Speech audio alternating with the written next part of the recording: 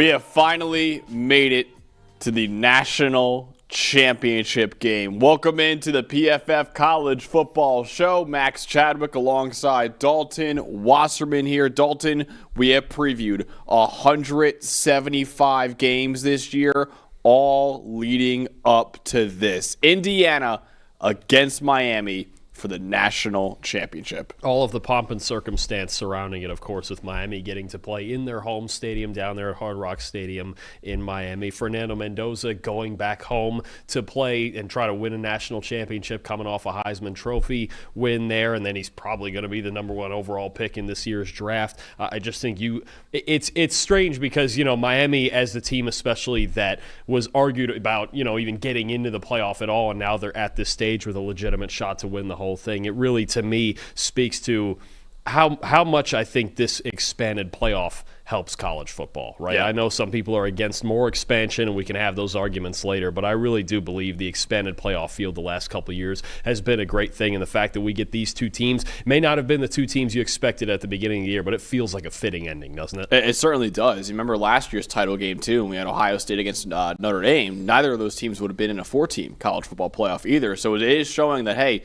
there's a lot of good teams in college football right now. Again, Miami is the last team in, like Dalton said, to the field. Actually, I kind of want to break down these two teams before we go into the actual preview of the game, just kind of how they got in here. So obviously Indiana, they've been the best team in college football all year. They're the highest graded team in college football, only undefeated team left in college football with a perfect 15-0 record this year. They will be playing in the national title game for the first time in program history, obviously going for the first national title in program history as well. And this is kind of feels like the culmination of what has been, I would say, the most incredible turnaround that we've ever seen in college football. Head coach Curtis Connecticut after he took the job last year at Indiana. Indiana had the worst winning percentage all time of any Power 4 program when he took over. In fact, they're now second worst all-time, only ahead of Wake Forest right now with only a 42.4% all-time win rate. Obviously, last year they had this incredible run,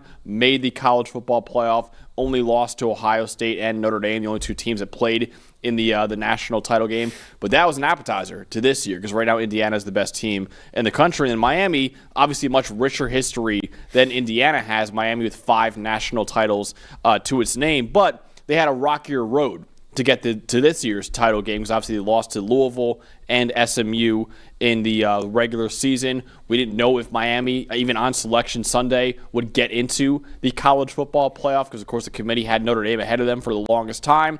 Obviously, Miami's win over Notre Dame head-to-head ultimately got them in at the very last second as well. And like you said, Dalton, they're playing in their home stadium for the national title game, and for the first time in 23 years, Miami's playing in the national title game, trying to win its first national championship since that famous 2001 Miami team, which many consider to be maybe the greatest team in college football history. And don't forget, maybe the biggest reason that they even had a chance to get to this point was that Week 1 win, that great game they played against Notre Dame, right? Dominant for 3 quarters, and then Notre Dame made a fierce comeback, and Carson Beck drove them down for a game-winning field goal there. So I think when you look at, the importance of out-of-conference scheduling and still playing those head-to-head matchups against teams that you could be ranked somewhere near the top 12, top 15 with, in the future after an early season out-of-conference game, that was big too. I think that played a big part, obviously played a huge part, I should say, in them even getting here in the first place, and they've taken full advantage of their opportunity. So for anyone who doesn't know how we do these previews in the playoff, both Dalton and I will be going over the offense and defense for both sides of the ball, and also going over the passing game and the run game for both sides, too. Want to remind you guys right now, you can get PFF Plus right now to get all the access to the same data, grades, numbers that we have when previewing this game and previewing the other 175 games that we've done this year. Again, PFF Plus available right now. Just to subscribe to it so you can get access to the best subscription in sports. Dalton, I've already clinched the national championship on the PFF College Football Show. I am 4 games up on you right now. I'm 119-56 on the year. You're 115-60 on the year. So you won last year. I won this year. Now we're tied going into next year. Yeah. I know it doesn't make up for you not getting your third straight national title pick correct, your preseason prediction correct, but that's got to be at least a decent consolation prize for you. Absolutely. Yeah, it definitely is. A lot of people talk about the portal in the chat right now. We actually will be talking about the transfer portal after this game preview, going over a lot of big news that's been going on over the last couple days in college football. Let's start with the Indiana offense. Of course, this game is next Monday, 7:30 p.m. Eastern Time on ESPN in Miami, Florida. Let's start with the Indiana offense, Dalton, and you have the Indiana run game against Miami's run defense. What should we know in that matchup? I got to be honest with you, Max. I think the run game on both sides, and I'll start on the Hoosier side here, it's just going to be a matter of who wants it more, who wants to be the more physical team, especially in the trenches. When you talk about going up against this Miami defensive line, it's one of the best run-defending defensive lines in the country, 5th in run defense grade against inside zone and man/duo concepts specifically, right? Those concepts that get right downhill and run right between the tackles, right? That's what Indiana does. Their run game is very simple. There's not a lot of flash to it. They don't pull a lot of guys around a lot. They do it every once in a while. We saw it in their last game against Oregon a little bit, but for the most part, it's straight downhill with Kalen Black and with Roman Hemby. 2nd most inside zone or man attempts this season, 17th in yards per carry, 8th in rushing grade. And I think the big thing that you have to do against this Miami team is just find some way to break through that first level. Ruben Bain, Akeem Mesidor, Ahmad Moten, a big number 99 in the middle, who's going to be healthy enough to play in this game most likely. That's a big piece of what Miami has to stop the run. So when you talk about finding a way to get to the second level, because their linebackers, Wesley Basaint and Mo Toure, they're veterans, they're solid players, but they're not quite the elite run defenders like the defensive line in front of them. They really rely on those guys to hold blockers at the line of scrimmage, keep those second level blocks off of them, and then clean things up from there.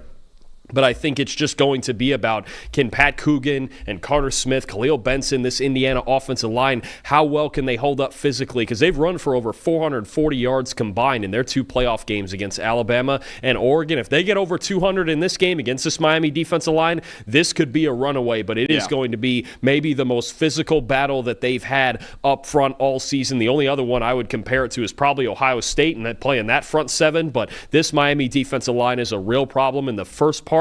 Is that they're so big, they're so strong, and they're so physical, especially with Bain, Mesidor on the edge, and Ahmad Moten in the middle. He's really the big key that I'm watching here. A lot like we watched Caden McDonald, the big nose tackle for Ohio State, in that matchup against Indiana. Moten, I think, in the middle is going to be a big piece of Miami's run defense here. If he plays a good game, maybe Indiana can be one-dimensional instead of Miami having to deal with both dimensions of such a great offense. So you're looking at the trenches for the run game. I'm looking at the trenches for the passing game in my matchup too. And really, can the best pass rush in college football, can they rattle the Heisman Trophy winner in Fernando Mendoza? Has been really unflappable this year. But first off with Miami, again, like I said, the best team in the country at getting after the quarterback this year. They lead the nation with a 92.5 team pass rushing grade. 54 sacks this year for Miami is the most in college football. And you mentioned before, Dalton, the stars of that defensive line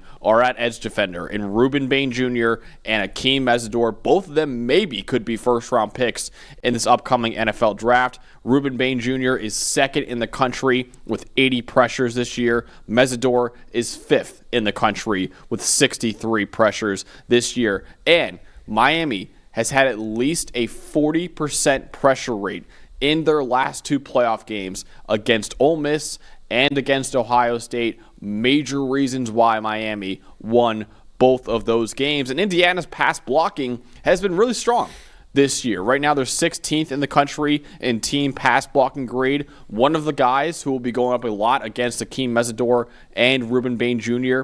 is their left tackle, Carter Smith. Carter Smith right now is 2nd in the country among all offensive linemen, not just offensive tackles, with a 93.7 team pass blocking grade this year. So he has been one of the best in the country at protecting his quarterback's blind side.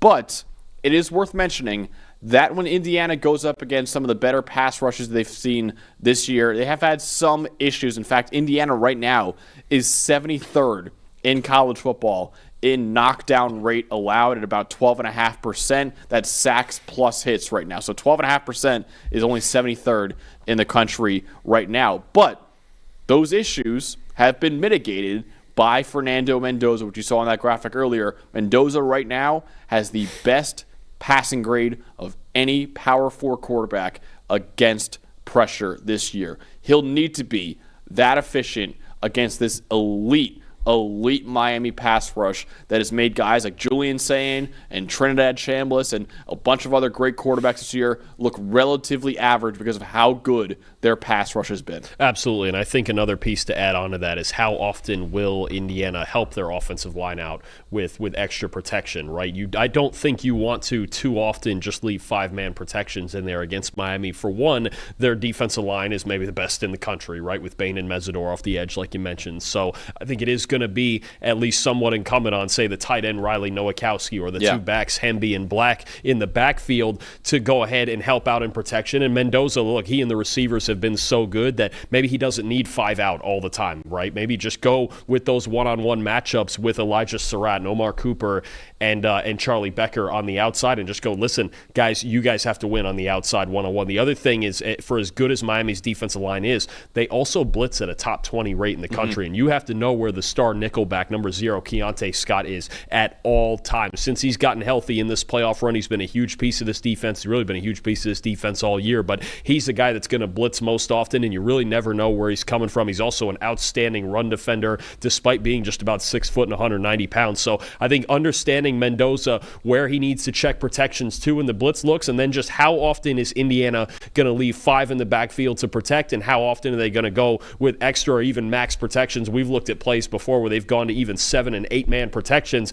just to shore up that Mendoza has enough space in the pocket to operate. Because if he does, I mean, I know he's the highest graded passer in the country under pressure, but if he's clean back there with extra protection, good luck to you, because when his feet are set, right now there's nobody more accurate in college football. By the way, we have a video coming out on this channel about Fernando Mendoza and how good he's been against man coverage specifically very, very recent, so make sure you guys check that out. Very soon it'll be coming out on this channel. Dalton, let's go over to the other offense, the Miami offense in this game with Carson Beck and the best pass blocking team in college football, the electric Malachi Toney at wide receiver as well. What should we know against this elite Indiana pass defense? So I think the idea here is that the contrast between Miami's passing game and Oregon's passing game, Indiana's previous opponent, the contrast is you really have 2 different goals here. Whereas with Oregon and Dante Moore, it's high flying, he's the best deep passer in the country. You want to prevent the deep shots and make them work. It's almost the opposite with Miami. Miami's 120th in the country in average depth of target to their receivers. Okay, so when you look at this, what do, right? We've talked about Malachi Toney, the superstar freshman wide receiver all year. The screen game, the RPOs, they rack up yards after catch. They make people miss with the ball in their hands. I think this is especially Toney and Keelan Marion, who's really come on during this playoff run. Miami's got the 3rd most yards after catch in the country, 5th in missed tackles forced from their receivers. Indiana, though, great tacklers. Not only are they great at defending the deep ball, they swarm to the football. They prevent yards after catch. Top 15 in both yards after catch per completion allowed and 15th fewest missed tackles in coverage in the country. So when you look at that, that's the battle to me. Can you prevent the RPOs and screens and all the creative ways that Shannon Dawson gets the ball to his playmakers in space? Can you prevent that and get Miami into 3rd and 7s and 3rd and 8s where Carson Beck actually has to throw the football down the field? Because look, he's had his moments in this playoff run, especially on 3rd down in the last game against Ole Miss where he's been good, but he hasn't been a consistently dominant passer through this playoff run, especially when it comes to throwing the ball downfield. Shannon Dawson trying to find ways to create yards after catch and then eventually trying to find some busts in coverage, right? And he's got great pass protection, that's for sure, with that offensive line, but that's going to be the key to me. Indiana, open field tackling, finding ways to prevent the creative screen game, especially for Miami, to create big plays. Okay, so I think that's a big thing. Missed tackles are going to be a huge, huge factor in this game. If Miami can't force enough of them, and we know Malachi Toney's very good at it, he's been doing it the entire playoff run and really all season. But if Indiana doesn't miss a whole lot of tackles on the outside, they're going to force Carson Beck to throw it downfield, and that's not a place he's wanted to throw the football very often this season. Yeah, absolutely. Remember that Malachi Toney screen touchdown that he had against Ole Miss, which was a huge, huge play in that game. It kind of illustrates how good he's been after the catch this year. In fact, he leads all Power 4 receivers this year in yards after the catch and in broken tackles after the catch, too. So number 10 is going to be a major emphasis, I'm sure, for Curt Cignetti's defense in this national title game.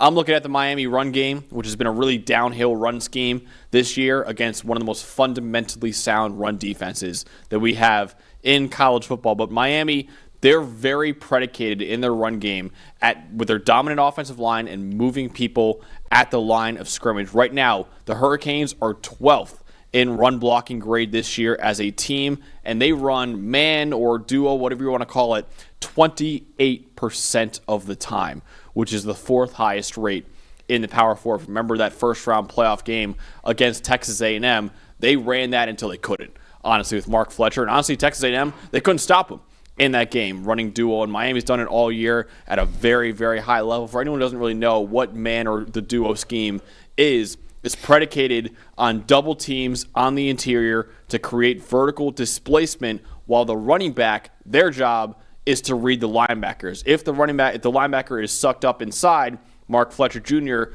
the running back for Miami, he could bounce it out outside. If the linebacker is staying on the outside, Fletcher can, of course, follow his double teams up the gut right there. And Fletcher has been outstanding this year. You see right there a 92 PFF rushing grade, 6th among all backs in the country. And see right there, 426 rushing yards on duo alone this year, 2nd in the country and the most among all running backs in the Power Four.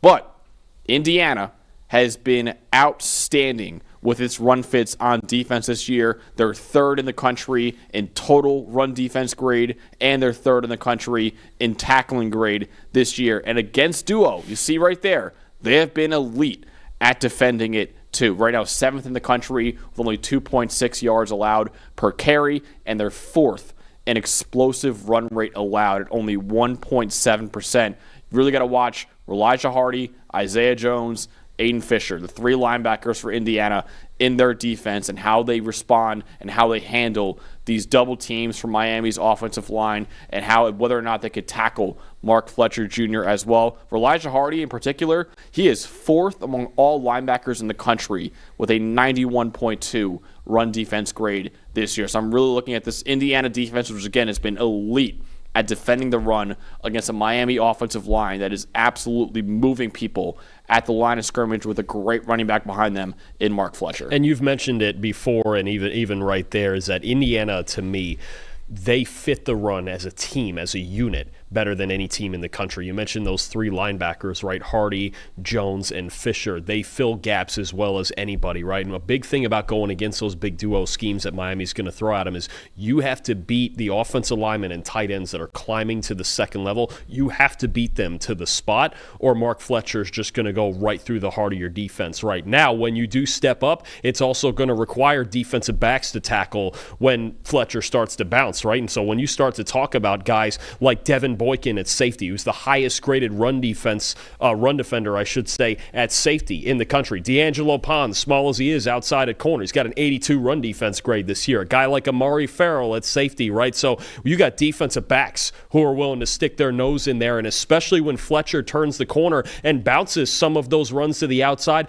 defensive backs are the guys who have to make those tackles in the open field, hold it to 3 and 4 yard runs. Mark Fletcher is very hard to tackle, but I do love that this Indiana team, it goes all the way back to the 3rd level of their defense and how aggressive they are and how good at tacklers they are and how willing they are to step up and fit the run. Because we watch so many teams, especially at the college level, who, okay, the defensive line, they're getting after it because that's their job. And their linebackers, okay, they got a couple of guys. But you see so many teams whose secondary is just not willing. Yeah. They're just, this Indiana team, their secondary is willing, and it makes for an 11-man run defense that truly is, I think, the most well-rounded in college football. There's not another team that fits it better schematically and has 3 layers of their defense that fit the run better than the Hoosiers.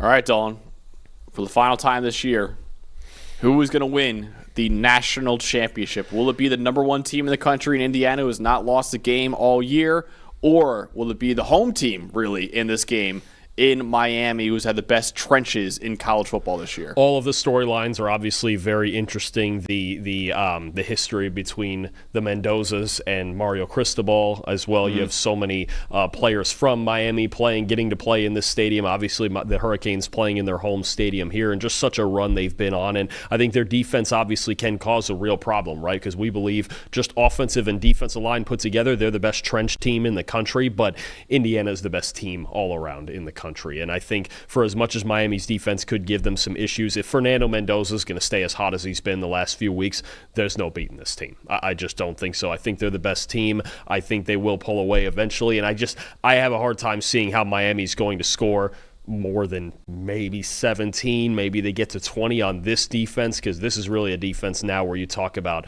maybe Miami's finally met their match. And you even look at their first 3 playoff games, okay, they scored all of 10 points on Texas A&M. Offensively, they scored 17 on Ohio State, and they scored 31 on Ole Miss, but that's not a defense on the caliber of those other ones we're talking about, right? Ole Miss is a more offensive team. I've got the Hoosiers 27-17. I think Miami's defense can keep them in it, but I think Mendoza right now and these receivers, they're just too good.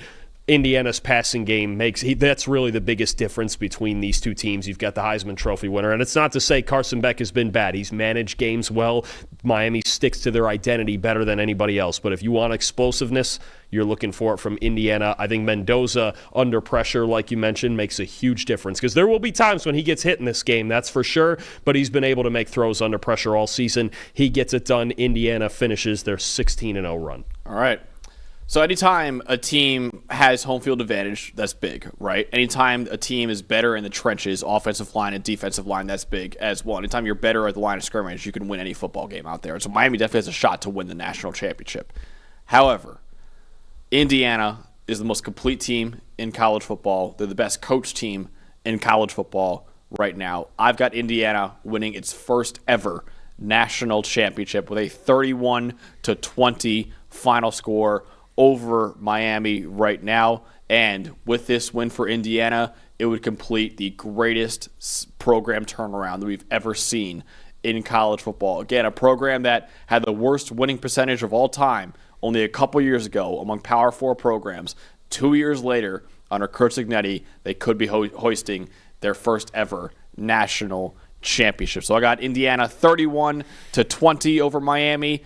Dalton has it 27-17, Indiana over Miami. Dalton, before we move on to the transfer portal and all that, for any Miami fans out there, because I know they've got a great shot to win this game, what is the path for Miami to pull off the upset and win this game? We have to make it the slugfest like they made the Texas A&M and the Ohio State games, right? If they can keep it within that range of, less than maybe 24 points at the most on both sides, they've got to find a way, one, to limit explosive plays on the outside, because Mendoza, along with his 3 receivers, Elijah Surratt, Omar Cooper Jr., and Charlie Becker, this is as hot a passing game as we've seen all season, maybe as we've seen in several seasons. So you have to prevent those explosive plays on the outside. You have to be creative up front, especially with the blitz packages, and make Mendoza hesitate just a little bit, because right now there has been no hesitation at all in these last 3 games. The way that he's played, he has been outstanding. And then, again, Miami, they win with a certain identity. They know what that is. They bully you in the trenches. They control time of possession. And if they can run the football, this is going to be the game where they want to lean on their offensive line more than any other, even more so than the first 3 playoff games. You've got to keep Mendoza off the field, right? You've got to frustrate this team. You got to hold the ball again for 35 minutes or so. I know, what was it, almost 42 minutes against Ole Miss? Going to be the same idea where you're going to need to hold the football, so Mendoza just has less chances to operate. But I guess really, if I was going to summarize it, if I'm Miami, or if I'm trying to figure out how to plan for Miami and say, okay, here's how you're going to win, same way you've been winning all year, right? And I think that's at least the one bit of good news, is that, you know what? Miami should walk into this game. They shouldn't try to do anything that's outside of their character, outside of the character of their team. Walk in, play your best game to your identity, because we know their identity is O-line, D-line, be more physical, control the game, work from there. And if they can get ahead, I don't care who the quarterback is, I don't care who the team is. If they do get ahead, especially by 2 scores, and you unleash that pass rush, you have a real problem on your hands. So is there a road for Miami to win? Absolutely, and it really is the same script that they've used on everybody else throughout the season. Honestly, This is just their toughest opponent yet. Absolutely. And I think, like I said before, anytime you're the better team in the trenches, you have a chance to win any football game out there right now. Like I said before, I think no team in college football has a better combination of offensive line and defensive line than the Miami Hurricanes right now. So be the more physical team at the line of scrimmage. Whenever you do that, you have a shot to win this game. Play clean football as well. Maybe force a turnover or two from Indiana. We've seen games this year, Dalton, where Mendoza's throwing 1 or 2 interceptions. That would be huge for this Miami team as well. So I think maybe win the turnover battle, obviously, and be the more physical team at the line of scrimmage and win time possession. That's the avenue for Miami to pull off the upset and win the national title. If you wanted the 2 best examples, because these were really the only couple of games where Miami, or I should say where Indiana really went down to the wire. One is still the Big Ten title game against Ohio State. Right? That was still a tight game, 13-10. And 2, the Iowa game earlier in the year, because Iowa does such a great job of preventing explosive plays, and they're very fundamentally sound on the offensive and defensive lines. Those are the games that I would be looking at going, okay, what is it that these 2 teams did to slow Indiana down? I think especially the Ohio State game, because Iowa, it was one thing, but also I think before Charlie Becker emerged as a real third threat in this offense, in this passing game, it was before that. It's a different offense since that Penn State game and he emerged. So I think those are the 2 games I would look at. Yep. Absolutely. All right, that wraps up our national championship game preview. Both Dalton and I have the Indiana Hoosiers taking down the Miami Hurricanes in the national title game, but it should be an excellent, excellent game that we get next Monday. We're not done on this show just yet. After a couple of ad reads, we're going to actually go over a lot of breaking news that we had in the transfer portal, a lot of massive news that we've had in the portal over the last 2 days. Before we do that, got to talk about the sponsor of the show. That is Western and Southern. Our game plan of the week is presented by Western and Southern Financial Group, a game plan for your financial future. Honestly, the game plan that I'm really excited to watch in this national title game is Indiana, and can they get after Carson Beck, man? Because Carson Beck, as we've seen before, is really good from a clean pocket, one of the better quarterbacks in America from a clean pocket. But when you get him under pressure, he's a little more average, and he starts to have a little more issues, too. So I think Indiana, with their great pass rush, all the exotic blitz packages they can send at quarterbacks, too, I'm excited to see what they have in store for the Miami offense. And just like every team win starts with a great game plan, your future should, too. With life insurance built like a championship roster, Western and Southern helps protect you and your family so you can focus on winning today, knowing that tomorrow is covered. Whether you're just starting out, building your dynasty, or looking to lock in long-term protection, their coverage options are designed to match your game plan. Visit westernsouthern.com/PFF to get your free life quote and start building your financial game plan today. Western and Southern, built to win, backed by over 130 years of helping people protect what matters most. I also want to talk to you guys about the PFF Player Prop tool, which is going available right now with a PFF Plus subscription, making people a lot of money right now as we get deeper and deeper into the NFL playoffs. Everyone's got takes. Numbers have truth. And the truth is, most people are betting with emotion. Sportsbooks feed on it. TikTok gurus sell it. The hype machine runs on it. That's how you lose. PFF is different. You're betting with winning data. The same data trusted by all 32 NFL teams and the sharpest minds in the game. PFF betting tools take every prop, every matchup, every angle, and run them through our custom models. Built on the best football data in the world. What comes back is your edge. Simple, sharp, and built to win. Want to go deeper? PFF puts a pro-level analytics department in your hands, giving you the same insights teams use to find every advantage. Build your game plan with matchup analysis. Project every snap, every matchup, and every edge before kickoff. Because the smartest plays start long before Sunday. Hit rates show how a player performs against their prop and against defenses built the same way. It's the data that gives you real confidence in every pick. Next, Key Insights translates PFF data into the story behind every matchup, giving you the why that powers your bets. From coverage schemes to defensive looks, it's the context that turns raw numbers into winning decisions. When you're ready to take action, filter through every prop on the market and focus on the opportunities that matter, by game, matchup, or value. Then, shop for the best available line in your area and tap your book of choice to place the bet instantly. Everyone's got takes, but now you've got truth. Bet with data, win with PFF.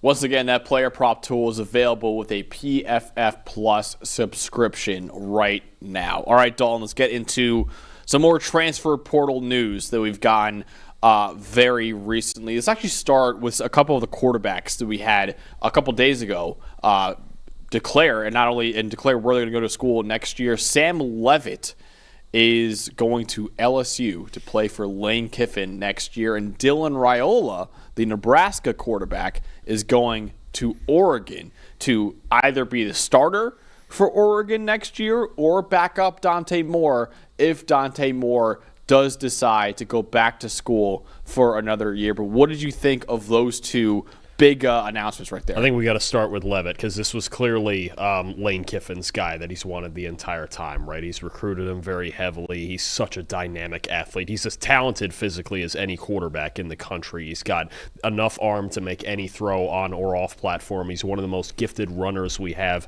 in the country. And when you look at the way that LSU, Lane Kiffin, they have loaded up at receiver, we talked about it in the last episode. Jace Brown, Trey Wilson, Trey Brown, Jackson Harris from Hawaii. He has loaded up this receiving core. He is preparing to run the same high-flying offense that he did at Ole Miss. They managed to keep the upcoming true sophomore Harlem Berry at running back. This team, if they can build this offensive line properly, this is going to be a dynamic offense with a true dual-threat quarterback who's made a playoff run before with Arizona State in Sam Leavitt. This is an outstanding get for Lane Kiffin. I think when you look at the possibilities, the potential of this offense, they could be the best offense in the country next year if they build it right in the trenches and they have a little bit of balance. But Leavitt is going to add to that balance. The only thing Kiffin needs to get him to do, play a little more consistently, a little quieter with his footwork in structure. If he can do that, I'll be honest with you, this guy should be on the list for the Heisman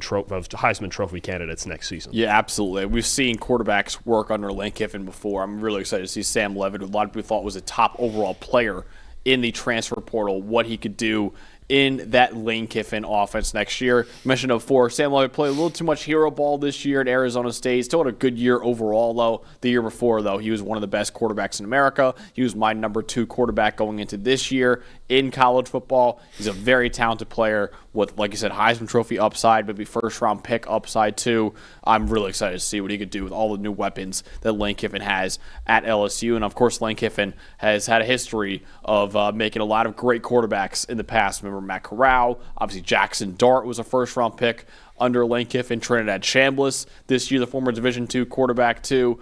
Lane Kiffin has got a great history with quarterbacks. We'll see what he could do with Sam Leavitt next year at LSU. The other one is Dylan Raiola going to Oregon, Dalton, which I think is very fascinating. I think this points to Dante Moore entering the 2026 NFL draft.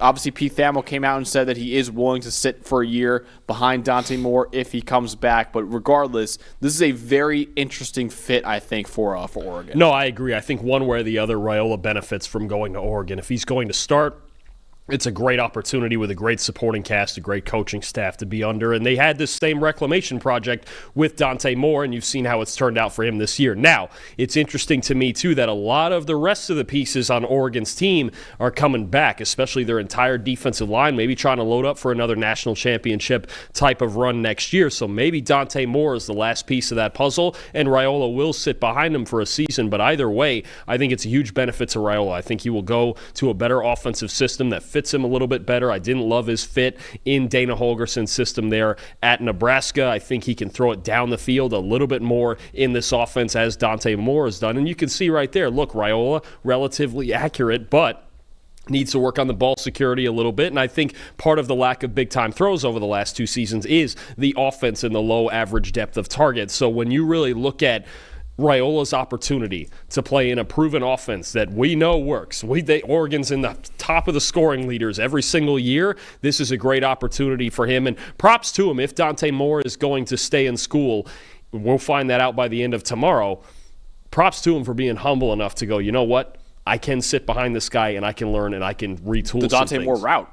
Exactly. He can just go, and you wonder if maybe if he's talked to Dante and gone, you know what? Hey, I did it last year. This is the right place to be. He sat behind Dylan Gabriel, the veteran. So I think Raiola's making a really good decision here, one way or the other, whether he gets to start in 2026 or he has to sit for a year. I think for his own development, I don't love the way things went at Nebraska for him this year. Take a minute to step back, be humble about it. I think he did a great job of that. This is a good destination for him, absolutely. Yeah, it's weird to say Raiola was a bad fit at Nebraska when obviously his dad was a legend at Nebraska as a center. His uncle was the offensive line coach at Nebraska. Dylan obviously was royalty at Nebraska. It's weird to say he was a bad fit, but he really was in that Dana Holgorsen offense. For a guy like Dylan Raiola, who's got an NFL caliber arm, NFL caliber size, and it was a very conservative offense and never really allowed Raiola to push the ball down the field at all. I'm with you. I did not like his fit in Nebraska. Now, by no means was he good last year either. It wasn't like it was only the system's fault at Nebraska, but I think there's a lot of context needed when discussing Dylan Raiola's season at Nebraska this past year. I'm excited to see what he can do. And obviously we've seen Dan Lanning and the Oregon coaching staff before turn around careers for quarterbacks like a Bo Nix, for example, who was from Auburn, was a complete gunslinger at Auburn, went to Oregon. Not a lot of people, including me, were really excited to see what he could do at Oregon. And obviously he had 2 great years at Oregon, became a first-round pick, and is now still quarterbacking the Denver Broncos, who have legitimate Super Bowl aspirations this year. Maybe Dylan Raiola can have that kind of turnaround for his career at Oregon as well. Now, of course, we'll have a new offensive coordinator with Will Stein taking the head coaching job at Kentucky. Drew Maringer will be the new OC at Oregon. He was the tight ends coach at Oregon for a few years. He'll now be the full-time offensive coordinator at Oregon, so we'll see with that too. But yeah, whether it is backing up Dante Moore or whether it is starting next year at Oregon, I'm very, very fascinated to see what Dylan Raiola can do for the Oregon Ducks. I think the phrase that comes to mind is the same as when Dante Moore transferred there and was humble enough to sit for a year behind Dylan Gabriel. The ability is all there. There's no question Raiola has the ability to be a star. I think to get in an offense that might fit him a little better and just with more talent, especially on the outside in general, this is going to Oregon's track record makes you think this is going to work, right? Because they've taken these high-end talented guys and just polished their game enough to figure out how to turn them into stars. I don't know if he'll be a Heisman finalist like some of the more recent ones. Dante Moore, I think, just barely missed out on that this year. Maybe could have been, that 4th guy in that mix. But either way, there is a track record here of quarterback development with the Ducks, and I think Raiola picked the right spot. Yeah, Raiola obviously coming off the broken fibula that he suffered in November as well, but he should be good to go for this upcoming year. That's usually an injury that shouldn't last into to next season, especially when he broke it in November too. So we'll see how he does at Oregon. Very excited about that. Dalton, before we move on, we actually got a super chat from Jake in the chat with $5. Really appreciate that. Asking us what our favorite bowl game was this year, and also our favorite portal edition. He actually really likes Caden Hauser, the quarterback, going to Illinois. I kind of like that one too. That's a good call there. That's a good call. Let me think about the favorite portal edition because I have so many that run through my head all the time that I gotta pick out my favorite one. But man, it's hard not to love how that Pop-Tart Bowl went between BYU and Georgia Tech. I was just gonna mention that. I mean, I know just as a general circumstance, the Pop-Tart Bowl, no matter who's playing, is great. But you got a great football game between those two teams too, with BYU and Georgia Tech for sure. That's probably number one, considering just how awesome they make everything surrounding that bowl game is, and then those two teams were 2 really good teams we got to watch all season, right? BYU and Georgia Tech in contention in their conferences till the very end. BYU in playoff contention. Outside of the 2 losses to Texas Tech, they just had a great year, and what a football game that was. On top of everything that surrounds the Pop-Tart Bowl, anyway. It's the People's National Championship, the Pop-Tart Bowl. We had a lot of great ones in bowl season this year, but yeah, the People's National Championship is also my pick too, with how incredible of a bowl game that is every year. Gotta think about a favorite portal edition. Man, there's been so many, and so many big ones too. I want to talk about 2 schools in particular. There's actually the next school that we're actually planning on talking about. The first one, though, Oklahoma State. I've just been loving what they were doing right now. Obviously, they're getting a lot of the North Texas guys, but all those guys are superstars, honestly, for an Oklahoma State program that quite literally is one of the worst teams in college football this year, adding guys like Drew Mestemaker, adding guys like Caleb Hawkins, adding guys like Wyatt Young too. that's how you rebuild a program right there. So I'm a huge fan of what Eric Morris is doing right now. I know it's all of the same guys that he had at North Texas anyways, but being able to bring all those guys with you and not getting plucked away by other programs, I'm sure we're very interested in those players. I think Oklahoma State is going to be one of the most improved teams in college football next year. I agree. No, absolutely they are. You don't bring in that much talent and only win, one game again? No, Eric Morris is bringing a talented football team. He's got a good core he's working with. I'm going to give you a couple of safety ones that I really like. Okay, one very recently, speaking of the Oregon Ducks, how about reeling in the Minnesota safety, Coy Parrish? Yep. Now, if they lose Dylan Thieneman to the NFL draft, which he doesn't have to come out, he's a true junior, but if they lose Dylan Thieneman, you could not have a more natural replacement than Coy Parrish from Minnesota. And then, Ohio State is losing a superstar themselves in Caleb Downs, and they're bringing in Earl Little Jr. from Florida State and Terry Moore from Duke, who did not play at all this year due to an injury. Bringing in those two guys to help out your safety room at Ohio State, those are a couple additions for two big-time Big Ten teams that I like a lot. If you're replacing two superstars at safety, go get some more to just keep it rolling. Yeah, Terry Moore, like you said, didn't play at all this year. I believe he had a torn ACL that he suffered last year. He didn't play at all this year. But the year before, in 2024, Terry Moore had, I believe, the best PFF grade of any Power 4 safety while at Duke. So, yeah, like you said before, getting Earl Little and Terry Moore. Caleb Downs is irreplaceable, but getting those two guys will go a long way in helping that defense replace one of the best safeties that we've seen in college football in recent memory. Dalton, let's move on to the next team that we're planning on talking about too, which I have been blown away by what this team has done in the portal. Texas, man, they are loading up in the transfer portal right now. Obviously, the big name is Cam Coleman, the wide receiver from Auburn. A lot of people think he could be a top 10 pick in the NFL draft if he puts it all together. He's got freakish tools. He's going to Texas. Hollywood Smothers, who originally was committed to Alabama, he actually flipped to Texas as well, also getting another great running back in Raleek Brown. So yes, I know Texas lost all their running backs to the portal, like Trey Wisner, like C.J. Baxter, but they're bringing in Smothers and Raleek Brown, also bringing in one of the best linebackers in America in Rasheem Biles too, a Bo Masco. I didn't even see that one either. That's a huge get. He had a great year at Rutgers this year at corner. I am really loving what Texas is doing right now, not to mention bringing back Arch Manning, not to mention bringing back Trevor Gooseby, not to mention bringing back Colin Simmons. Dalton, we're going to be doing a way too early top 25 next week during our national championship game review. I can promise you right now the Texas Longhorns are going to be very, very high on that list. Maybe top 5 on that list. Probably even higher than that. The amount of talent that they have. Well, I mean, you mentioned it, Simmons and Gooseby and Manning, Ryan Wingo coming back as well. They're loaded. You think Steve Sarkisian wants to win a Natty next year between switching out defensive coordinators, going and getting Will Muschamp to replace Pete Kwiatkowski, and then just what they've built now, especially offensively. I'll tell you what, they lost basically their whole running back room in the portal. Trey Wisner going to Florida State. C.J. Baxter, did he commit to Indiana or was he just visiting? I don't know if he committed yet. Real quick, either way, they've had to replace basically this whole running back room, and to do it with two talented guys like Hollywood Smothers and Raleek Brown. Look, Smothers was a guy who some believed could have been a top 5 running back in this year's draft class, and Raleek Brown, he had actually initially declared, plus he entered the portal just to see his options, and now he's decided to go to Texas, and he is going to stay even with the presence of Smothers. He would have been a day 3 pick himself. He was fantastic for Arizona State this year. Honestly, outside of Jordan Tyson, their most consistent offensive player. You look at the backfield duo, and then, I mean, we've been asking for it at Auburn for 2 years, but Cam Coleman with somebody to actually throw to him, with a Manning with to a real throw quarterback. to. I mean, this is the potential for Cam. I mean, I know Jeremiah Smith has a stranglehold on it. We love Malachi Toney, but Cam Coleman with Arch Manning is like a legitimate that could be a legitimate Biletnikoff type caliber season we could be about to see from him if he is as good as we think he is, which we just haven't gotten to see the full brunt of with the lack of passing ability over there at Auburn the last couple of years. that could be a ridiculous combination, Manning and Coleman in the passing game. By the way, C.J. Baxter is actually going to Kentucky with Will Stein. Oh, he signed with Kentucky. Yeah. Okay, I saw he was visiting Indiana.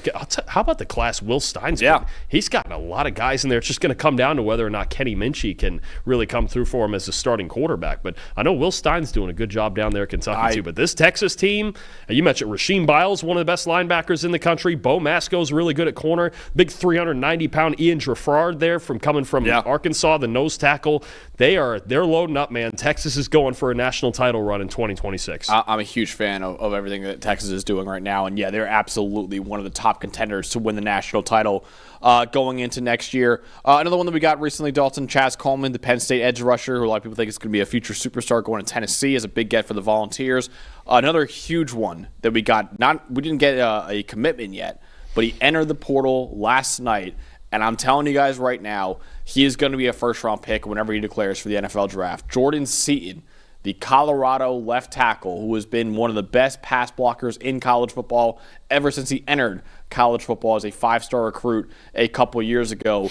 He entered the portal right now, and there's going to be a lot of schools, Dalton, they're going to throw a lot of money at this kid. Every single school in the country should at least dial his phone number. Every single school. Left tackles like this, when the portal first opened and we were talking about what are the strongest and weakest position groups, and I immediately said, well, the weakest one I believe is offensive line, right?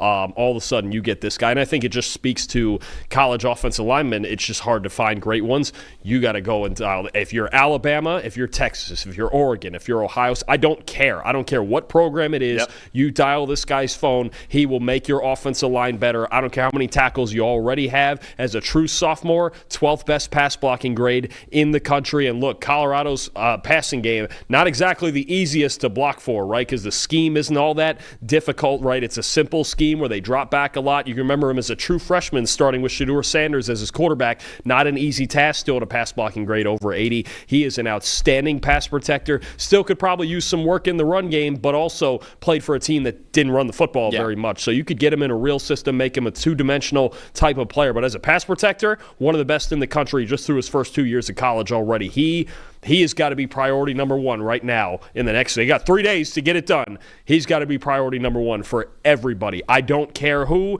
Every program in the country should call this guy.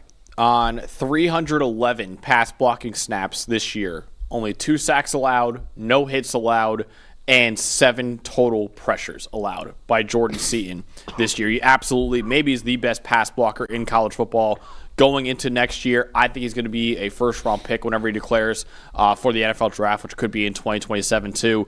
There's a lot of talk, Dalton, about where he might be going. Pete Nakos, the great reporter that On3's got, he mentioned a few schools that are probably going to go after Jordan Seaton. He thinks Oregon and Texas are top 2 schools to watch right now. Florida's another school worth monitoring. LSU, Miami, Ohio State, Ole Miss, Texas Tech as well. But Oregon and Texas are the 2 schools to watch, he says, right now for Jordan Seaton. Yeah, Oregon could be losing both of their offensive tackles to the NFL draft, especially Isaiah World there at left tackle. And then Texas, I mean, if they ever landed him, how is Gooseby and Seaton, how is that not the best tackle duo in the country? Yep. I mean, simple. One of them will have to slide over to the right side. Can you imagine if they get him too, man? Well, I mean, Arch will feel real comfortable back there and throwing to Cam Coleman. No, I mean, if they have Gooseby and Seaton, all of a sudden you're like, oh, this is... what do we do about this, right? And again, I think both of those guys are so talented that if either one of them had to move to the right side, then so be it. But I mean, no, this is now the biggest story of the transfer portal is where's Jordan Seaton going, because he is a game-changing left tackle, particularly in pass protection. Yeah, he's phenomenal. Lustracci has a lot of interesting guys still available in the portal right now. Justice Haynes still available. Damon Wilson, the really good edge rusher from Missouri, he's still out there in the transfer portal right now. Hassan Longstreet, the quarterback, we'll see who gets him too. So there are still some names out there in the transfer portal right now too. Also, Dalton, I don't know if you saw the report, I don't think he'll be entering the portal at all, but apparently schools, even though he declared for the draft, schools are still trying to go after Ty Simpson right now. Oh, sure, I'm sure. The 2 teams that I look at now, I'm sure that I believe they're 2 of the teams calling him are Tennessee and Miami, because I don't know, have we heard also about Joey Aguilar's situation I don't yet? think we've gotten any news on that yet. I thought that hearing was supposed to happen maybe yesterday. But let's see, eligibility decision delayed as of this morning. Wow. That's tough when you consider. Longstreet's available right now. Other than that, it's like Ethan Grunkemeyer still hasn't committed to Virginia Tech, but a lot of people think he's going to go there. Other than that, there's like no other quarterbacks really available. Yeah, and look, Miami and Tennessee, if Joey Aguilar is not – and Ole Miss got Deuce Knight, so they're going to be – they at least have an option. Miami and Tennessee, to me, are the two in the spotlight where it's like – I don't see a concrete plan at quarterback for 2026 yet. And again, Tennessee is holding out hope that it'll be Joey Aguilar for one more year. And if it's not, I don't know what they're going to do. The transfer portal closes this Friday. Maybe Faison Brandon starts as a true freshman. Might have to. Five-star kid, might have to at this point. And as far as Miami goes, I know they're in the national title game and they've got other things to worry about, but they need to find somebody. And I believe it was reported that they had so far made the highest offer to Simpson, didn't they? Someone reported $6.5 million, which that might be more than you would make in the NFL next year. It'd be around it. I know the signing bonus is different with rookies. Well, depending on how high he goes in the draft, too. Yeah. You know, he got supposedly first-round grades from the scouts, but where in the first round, or would he fall below that? I think to me, those are the two schools right now in major quarterback limbo, Tennessee. And the Tennessee bit of that for Simpson is interesting, depending on Aguilar's situation, because we know Ty Simpson's dad is the head coach at UT Martin. Would he go there to be closer to his dad, because he's even talked about before, like his dad doesn't get to go to a whole lot of games playing in Alabama because he's coaching himself on Saturdays right now. Maybe at certain times being a little closer will help you out with that. So I do wonder if that's also something Simpson's waiting on to see. Can he go to Tennessee?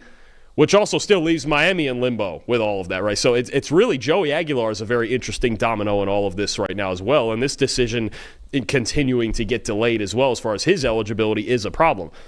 And then you still have, and I know they have Deuce Knight, but Trinidad Chambliss, that fight's still going on too, with his eligibility. So we've got several quarterback situations that are unstable, to say the least, with 3 days to go in this transfer portal. Like I said, Usain Longstreet is still available too in the portal. So see, maybe one of those two schools picks up him, the former 5-star freshman at USC this past year. But Miami, I will say, the last 2 years has pulled a quarterback out of the draft. If you remember, Cam Ward declared for the draft out of Washington State, maybe probably going to be like a day 3 pick. Miami made him an offer he obviously couldn't refuse. Goes to Miami for a year, becomes the number 1 overall pick in the NFL draft. Carson Beck actually declared for the draft last year too, coming out of Georgia. But once again, Miami pulled him out of the draft and got him to transfer there as well. So Miami has had a history in the last couple years of pulling 2 separate quarterbacks out of the NFL draft and going over to Miami. Maybe they'll do it for a 3rd straight year with Ty Simpson too. Yeah, no, and if they were to do that, then you talk about now they're going to lose some pieces, obviously some trench pieces that have made them, that have really spurred them on to getting this far, like Ruben Bain, like Francis Mauanoa. But if they were to get Ty Simpson, you'd feel really good about, okay, they've got another proven veteran, solid quarterback, right? Ty Simpson's he might go in the first round of this year's draft if he does actually come out and he doesn't transfer. And for Miami to get a guy of that caliber, that would be a huge story, and it would make them arguably the favorites to win the ACC again next. Or actually, they didn't win the ACC this year, I should say. It would make them the favorite to win it next year. They have to get there and not go through some of the bumps they did this year, but certainly they would be, I think, the favorite if Simpson were their quarterback. Got a question real quick from the chat from Duraco saying, is the Cignetti blueprint the new move for college football right now to kind of move to a Power 4 team with a good group of 5 core? Obviously, Curt Cignetti did a great job bringing a lot of James Madison players over with him to Indiana. Eric Morris doing the same thing right now with Oklahoma State, bringing a lot of his guys from North Texas. You see a lot of the guys, honestly, moving up from the G5 level to the Power 4. You think that's kind of a blueprint for a lot of these coaches right now? I think even not even just so narrow as, say, G5 to Power 4, whereas just, look, coaches, as long as they can get these guys in the portal, like you saw it with Iowa State with Matt Campbell, right? All those guys going with him to Penn State.